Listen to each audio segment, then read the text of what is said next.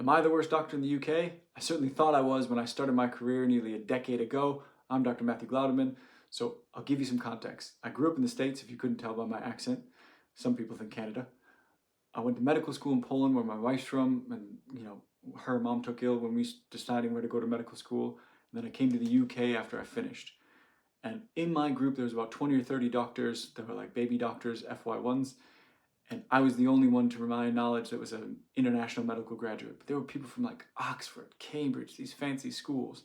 There were people that had legacy doctors, like their grandparents were doctors, their mom, dad, brothers, sisters were doctors. Like, I didn't go to a fancy school. I went to schools that were close to family. I didn't have like anybody in my family that was a doctor. Like, I was the only one, still am.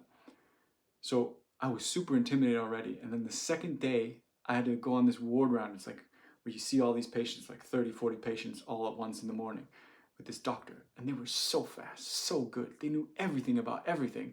And I had a meeting with my clinical supervisor. And I just said, I'm like, I don't think I could do this. They like cocked their head, looked at me like, what do you mean? I said, like, I just went on this ward round. Like, I'm never going to be that good. I'm never going to be that fast. And she laughed. She's like, oh, none of us are that good. It's like, that person has the brain the size of a planet. Like, you just have to use your strengths right now and develop your weaknesses and you'll be fine. And that gave me enough confidence, that little boost to like keep going, keep chasing. So I'd stay late. I'd learn after I finished my shifts. I would constantly try and get better and improve. And then there was this exponential growth curve. And then I started chasing stress and things like that.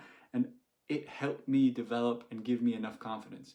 But there is one thing I learned in medical school that maybe I'm still the worst doctor in the UK. And that was that in order to be a good doctor, we were told to be objective and neutral. And I have never in my career been that way. Like,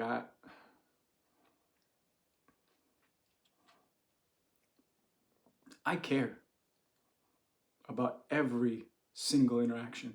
I want the best for my patients. And yeah, like, if something goes wrong, like, there's permanent scars on my heart from that.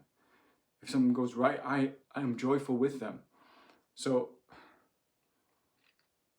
if that was true,